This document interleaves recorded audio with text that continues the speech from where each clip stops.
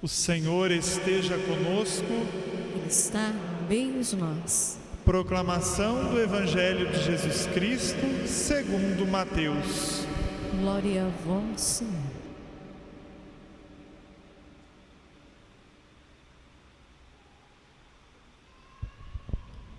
Naquele tempo, Jesus percorria todas as cidades e povoados, ensinando em suas sinagogas,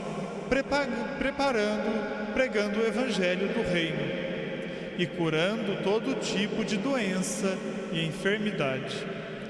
Vendo Jesus as multidões, compadeceu-se delas, porque estavam cansadas e abatidas, como ovelhas que não têm pastor. Então disse a seus discípulos: a messe é grande, mas os trabalhadores são poucos. Pedi, pois, ao dono da messe que envie trabalhadores para a sua colheita. E chamando os seus 12 discípulos, deu-lhes poder para expulsarem os espíritos maus e para curarem todo tipo de doença e enfermidade. Enviou-os com as seguintes recomendações: ide antes a ovelhas perdidas da casa de Israel, em vosso caminho anunciai: o reino dos céus está próximo. Curai os doentes, ressuscitai os mortos, purificai os leprosos, expulsai os demônios. De graça recebestes, de graça deveis dar. Palavra da salvação. Glória a vós, Senhor.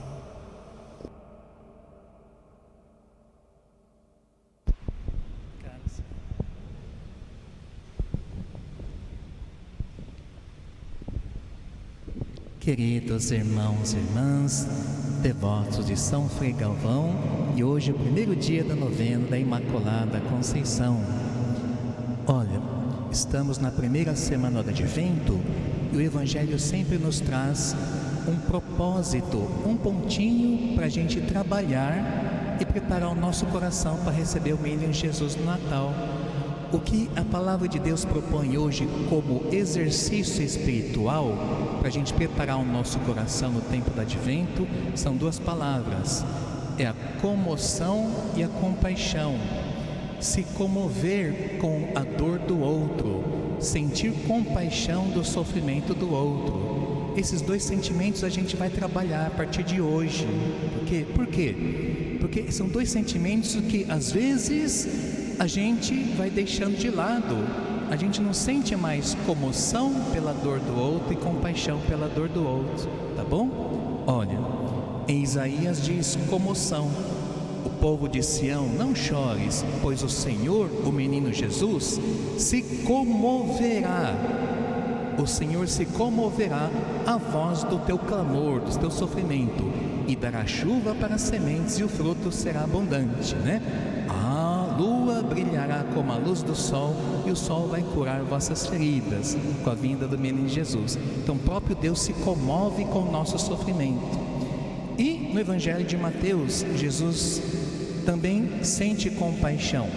Naquele tempo, Jesus percorria todas as cidades e povoados, ensinando, pregando o Evangelho do Reino e curando todo tipo de doenças e enfermidades. Vendo Jesus as multidões, compadeceu-se delas, porque estavam cansadas e abatidas como ovelhas que não têm pastor. Então, vamos recuperar a partir de hoje o exercício espiritual, se comover com a dor do outro, sentir compaixão com a dor do outro, tá bem? Mas na homilia, o Frei vai deixar para vocês os 3 motivos por que a gente vai perdendo esse sentimento, para a gente ir trabalhando. Como é que a gente perde esse sentimento de sentir comoção e se compadecer pelo sofrimento do outro, né? O que impede a comoção e a compaixão pela dor do outro? Primeiro, é o tempo corrido. O tempo corrido do nosso dia a dia. Isso impede que eu me comova e sinta compaixão pelo sofrimento do outro, dos outros. Então, não tenho tempo para a escuta do outro que sofre e não tenho tempo de assimilar o sofrimento do outro, porque a vida é corrida. Então, comoção e compaixão vão se extinguindo do nosso coração, tá bom? Qual a solução? A solução é dar o seu tempo ao outro, principalmente na escuta, e assimilar a dor do outro, tá bom? Segundo motivo que impede esses dois sentimentos é o nosso coração duro, coração voltado para si mesmo. Eu sou tão voltado para mim mesmo, minhas dificuldades, sofrimentos, problemas, que vem a indiferença pelo outro. Eu só eu mesmo, e o outro eu esqueço. Então, a solução é você sair de si mesmo, tá bom? E para terminar, um outro motivo que vai extinguindo a compaixão e a comoção do nosso coração pelo sofrimento do outro é interessante, que é a banalização do sofrimento dos outros. O que significa a palavra banalização? Banalização significa que a coisa acontece com tanta frequência e com tantas vezes acontece aquilo que acaba se tornando normal. Então, há tantos sofrimentos em nosso redor, tantas pessoas sofrendo, que acontece o fenômeno chamado banalização do sofrimento alheio, que já não toca mais.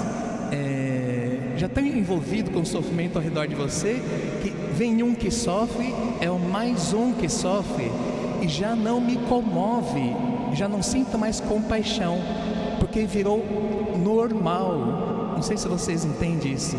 Vira uma coisa normal, porque é tantas vezes que acontece, vira uma coisa normal. É um perigo acontecer isso. Como é que é a solução, Frei, então, para vencer essa dificuldade e ter a compaixão e a comoção com o sofrimento do outro?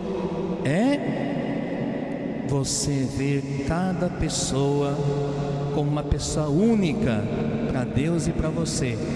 Cada pessoa é uma pessoa única, é aquela pessoa com o sofrimento dela, tá bom?